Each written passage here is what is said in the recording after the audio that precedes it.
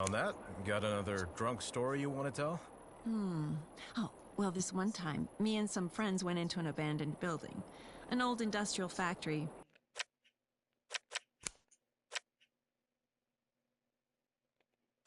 Shut down for over a decade. So, it was illegal to enter? Yes, that might have been the case. Nat, the more I know about your past, the more I get the feeling I don't know you at all. Well, I'm just a person who's lived a life. Should I continue? Yes, please. So we went up onto the roof, drank some beers, watched the sunset on the horizon. And then we have the idea to explore the building a bit more. Take some photos, look around all the rubble and stuff, you know. And as we're wandering around, we hear this noise from somewhere inside the building. So we stop and listen, and it's like, it sounds like people singing, like in a church or something.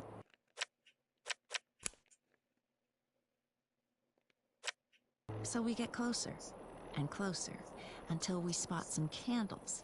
And a little bit farther on, we notice these strange strange hooded figures standing in a room. We stop and listen, but can't tell what the singing is all about. Then all of a sudden, one of them looks in our direction and... And? We make a run for it, as fast as we can, each of us still clinging to a bottle of beer. And did they follow you? We never looked back, so I don't know.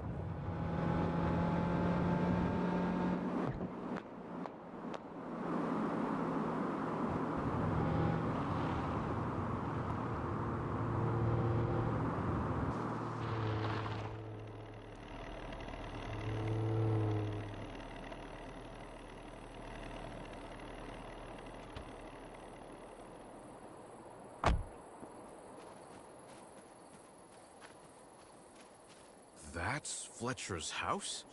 Damn, is he a celebrity or something? Not quite a celebrity, but I believe he wanted to run for mayor some years ago. Oh my.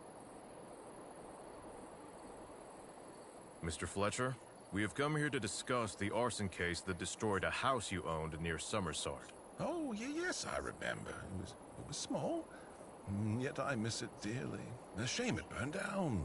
The blame was put on a firefighter, but now we have reason to believe that a second party was involved. What do you mean by that? That Ellis guy wasn't working alone. I'm sorry, sir, but we have grounds to assume that you were part of an insurance fraud scheme. What are you talking about? Insurance fraud? Do you have any evidence for your wild accusations?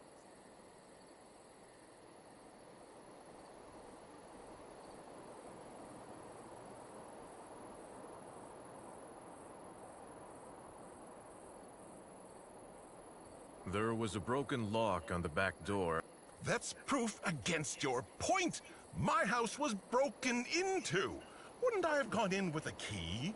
Fair enough. The lock doesn't incriminate him in the slightest. Quite the opposite, in fact. We only found out the house belonged to you via the metal plate on the building. It was never noted in the files. Exactly. Raises the question of whether you properly mentioned that to the officers and the insurance company. But I might have just forgotten about that. It was a big fuss, you know. The cigarette butt that caused the fire. You might not smoke, but you could have borrowed it. Or I didn't, and it really was the firefighter. Is that assumption your whole argument? That really isn't strong evidence for our case. Officers, I hate to interrupt you, but since you apparently have no proper evidence, I need to ask you to leave. We missed our chance. Damn.